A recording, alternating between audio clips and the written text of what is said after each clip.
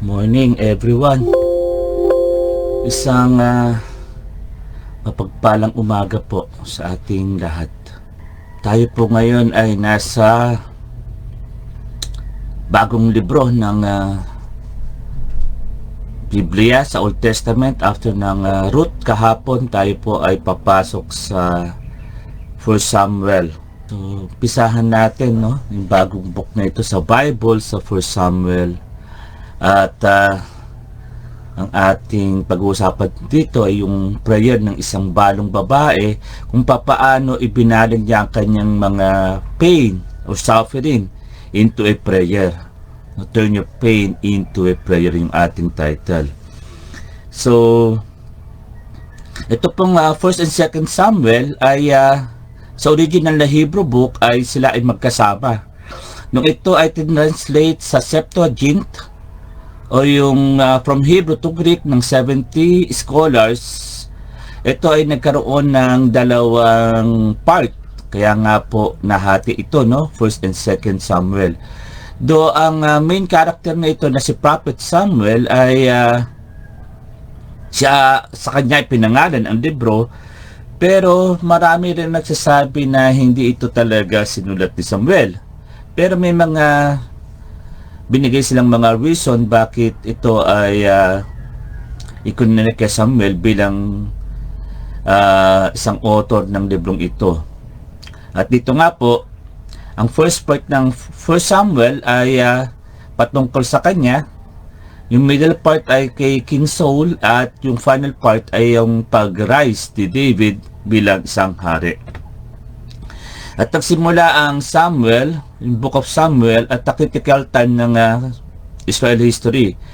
Ito po yung transition between the judges and the kings, at mayroong disorder na nangyayari sa Israel. Now, ang Samuel na ito ay naging bridge nga po between the judges and the kings, at una si Samuel ay naging boses ng nation, voice of the nation, and subsequently, siya ay naging counselor ni Saul at ni David. At bakit magulo yung mga panahon na yon? May mga matitinding mga nangyari po sa bansang Israel, dahil nga ang sabi do sa Judges, yung panghuling verse, ang sabi ron, in those days Israel had no king, everyone did as he saw fit. Sa mga panahon iyon, walang hari ang Israel, bawat isa ay gumagawa ng ayon sa kanyang nakikita. Kaya nga ang mga pangyayaring iyon ay naging dahilan, nag-pave the way para ang Diyos ay pakinggan sila, at naglagay nga ng hari na si Saul. At nangyari po itong 1 Samuel na ito in the period of about 110 years. Nagsimula ito sa pagtatapos ng Book of Judges, at nagsimula nga sa pagkamatay ni Samuel nung panahon ng paghahari ni Haring David. So, sino po ang mga key characters sa libro dito ng Samuel? Unang-una po si Hannah, yung kanyang ina na isang baog, At pag-usapan na natin mamaya nga po yung the prayers of a barren woman. Dito tayo magfo-focus, na sinagot ng Diyos ang kanyang panalangin at nagbigay daan para sa pagsilang ni Samuel. At siyempre si Samuel mismo, siya yung representative ng Diyos patungkol sa kanyang covenant para sa bansang Israel, at tinatawag nga natin, pwede natin tawagin miracle child, at isang propeta na lumaki sa isang priestly environment. At kasama niya nga doon si Eli, isang matandang high priest na father nila Hophni at Phinehas, na siya rin ay naging early mentor at teacher ni Samuel, kasi nga sa kanya lumaki si Samuel. At isa rin sa mga key character ay si Saul, yung Israel first king. Inalaw niya yung kanyang influence na ma-overpower ng fear, ng greed, ng jealousy, ng disobedience. Kaya dumating ang pag kay David bilang isang hari na tunay na inilagay ng Diyos, na kita natin na yes, siya ay isang pwede nating tawagin from a tinatawag na taga-alaga ng mga tupa, no, shepherd into a king. So makikita din natin dito yung kaibigan din ni David, si Jonathan, na anak ni Saul, na best friend ni David, na naging player din upang yung succession between his father and his friend ay mangyari. So basahin po natin yung 1 Samuel chapter 1. Dito po tayo sa ating Bible reading na ito, at kung kayo po ay mga may Bible at digital Bible din, ay samahan nyo ako, basahin natin po ng buo at pag-usapan natin mamaya. Okay, sa Tagalog po. May isang lalaking mula sa angkan ni Suf na ang pangalan ay Elkanah. Nakatira siya sa Rama sa maburol na lupain ng Ephraim. Anak siya ni Jeroham na anak ni Elihu. Si Elihu ay anak naman ni Tohu na anak ni Suf, na mula sa lahi ni Ephraim. Si Elkanah ay may dalawang asawa. Sila ay sina Hana at Penina. Mga anak ni may mga anak si Penina, pero si Hana ay wala. So merong isang lalaki na si Elkanah mula sa lahi ni Ephraim, may dalawang asawa, si Hana at Penina. Si Penina ay may mga anak at si Hana ay wala. Verse 3, taon-taon pupunta si Elkanah at ang kanyang sambahayan sa Shilo upang sumamba at maghandog sa Panginoong makapangyarihan. Ang dalawang anak ni Eli o di Eli na si Hofni at Pinehas ang mga pari ng Panginoon sa Shilo. Sa tuwing maghahandog si Elkanah, ay nahati niya ang ibang bahagi ng kanyang handog para kay Penina at sa mga anak niya. Pero double portion ang bahagi na bibigay niya kay Hana, dahil mahal niya ito kahit na hindi siya nagkaanak dito. Dahil ginawa siyang baog ng Diyos, barren. At dahil hindi nga siya magkaanak, lagi siyang iniinis at hinihiya ni Penina na kanyang karibal. So may nangyayaring bullying, no, between doon sa dalawang wife ni Elkanah. So laging iniinis yung isa dahil baog nga. Ganito ang laging nangyayari taon-taon sa tuwing sila ay pupunta sa Shilo. Sa tuwing pupunta siya na sa bahay ng Panginoon, iniinis siya ni Penina hanggang sa umiyak na lang siya at hindi na kumain. Sinabi ni Elkanah sa kanya, bakit ka umiiyak? Bakit ayaw mong kumain? Bakit ka malungkot? Mas mahalaga ba para sa iyong 10 anak kaysa sa akin? Minsan pagkatapos nilang kumain sa bahay ng Panginoong sa Shilo, tumayo si Hana at nanalangin at nang umiiyak dahil sa labis ng kalungkutan. Nakaupo noon ang pari na si Eli sa may pintuan ng bahay ng Panginoon. Nangako siya na sa Panginoon, sinabi niya, o Panginoong makapangyarihan, tignan po ninyo ang aking paghihirap. Alalahanin niyo ang inyong lingkod at huwag ninyo akong kalimutan. Kung bibigyan niyo po ako ng isang anak na lalaki, ihahandog ko siya sa inyo para maglingkod sa inyo sa buong buhay niya. At bilang tanda ng lubos niyang pagsunod sa inyo, hindi ko po pagugupitan ang kanyang buhok. So sounds familiar. Parang kay Samson, siya ay pinanalangin at naging Nazarite. One of the requirements, ng isang Nazarite ay ang hindi pagputol sa kanyang buhok. So ganito po ang panalangin ni Hana sa ating Panginoong Diyos. 12 and 13. Habang patuloy siyang nananalangin sa Panginoon, nakita ni Eli na bumubok ang bibig ni Hana pero hindi naririnig ang kanyang boses. Inakala ni Eli na lasing si Hana, kaya sinabi niya sa kanya, hanggang kailan ka maglalasing? Tigilan mo na ang pag-iinom. Sumagot si Hana, hindi po ako lasing at hindi po ako nakainom ng kahit anong klaseng inumin. Ibinubos ko lang po sa Panginoon ang paghihirap na aking nararamdaman. Huwag po ninyo isipin na masama akong babae na nanalangin po ako rito dahil sa labis na kalungkutan.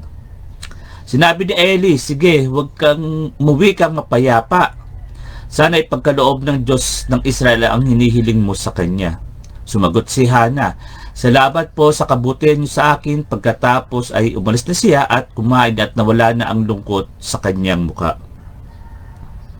Kinabukasan, maagang bumangon si Elkanah at ang kanyang pamilya at sila ay sumamba sa Panginoon. Pagkatapos ay umuwi sila sa bahay nila sa Rama. Sinipingan ni Elkanah si Hana at sinagot ng Panginoon ang panalangin ni Hana. Nabigyan siya ng anak. At dumating ang panahon na nagbuntis siya at nanganak ng isang lalaki.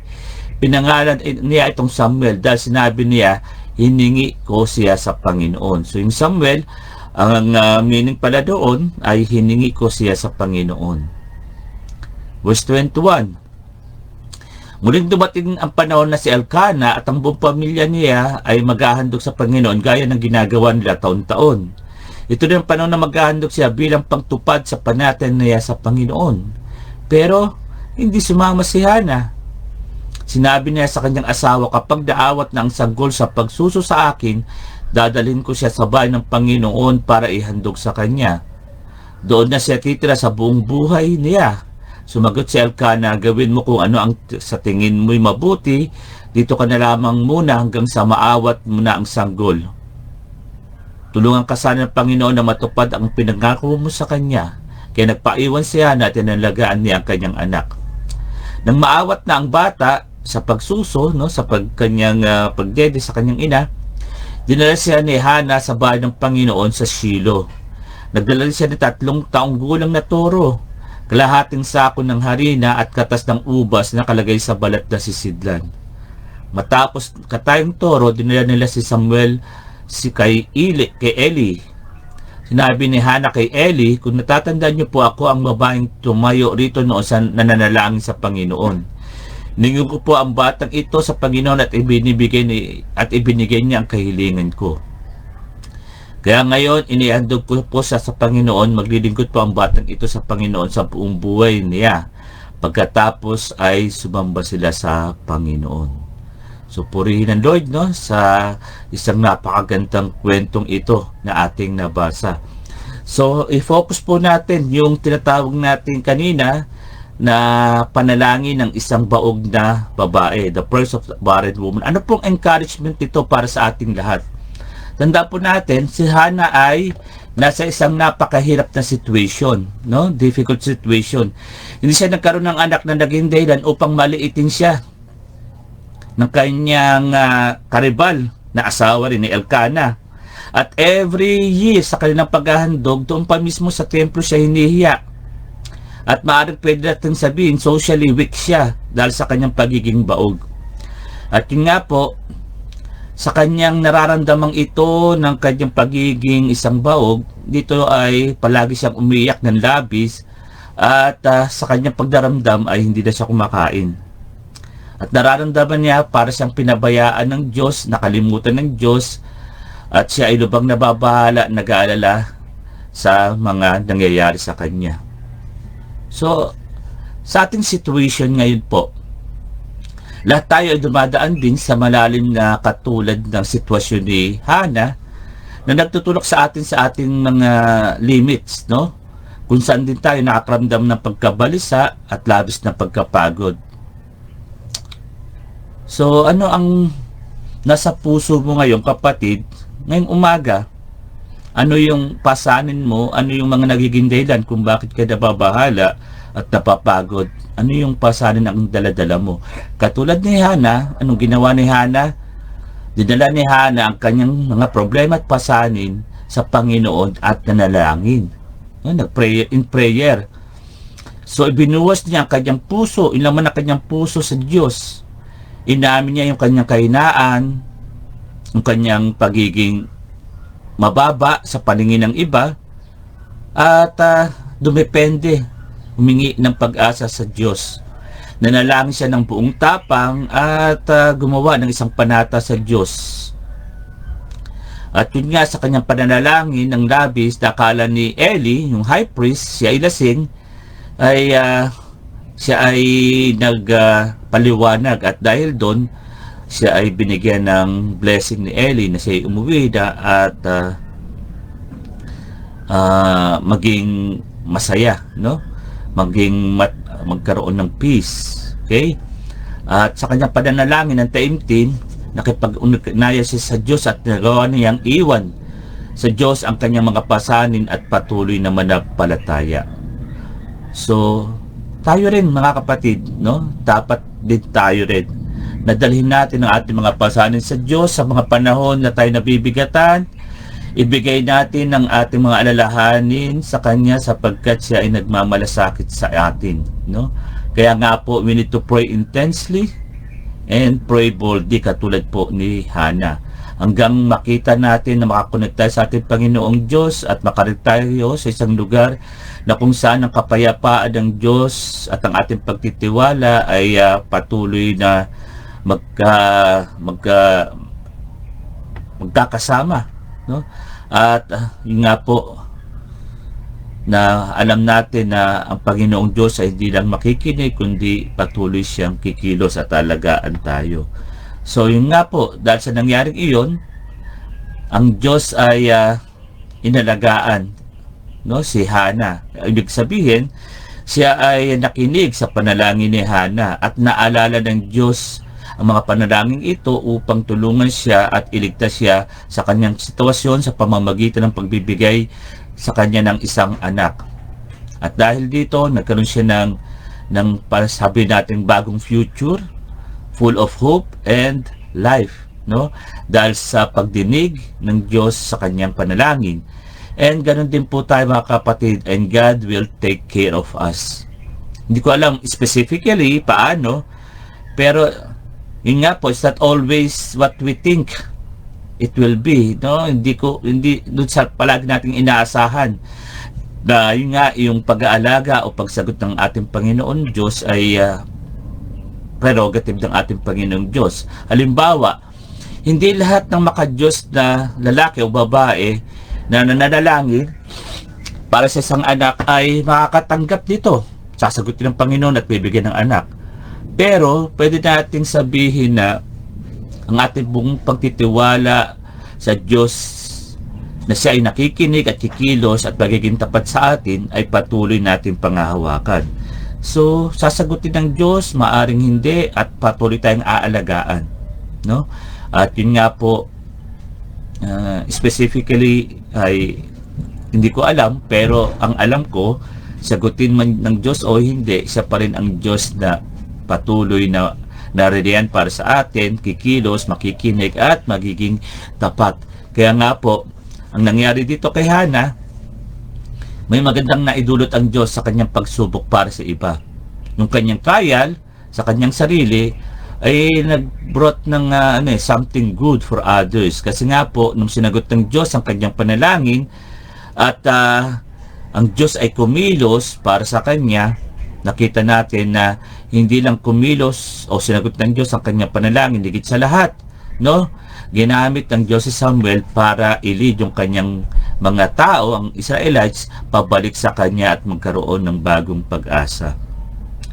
Yes, sa pamamagitan ni Hannah sa kanyang mga pagsubok, ay nakaranas siya ng suffering, difficulties, ng pain, pero ang kanyang pananampalataya ang naging tugon ng Diyos para siya ay sagutin.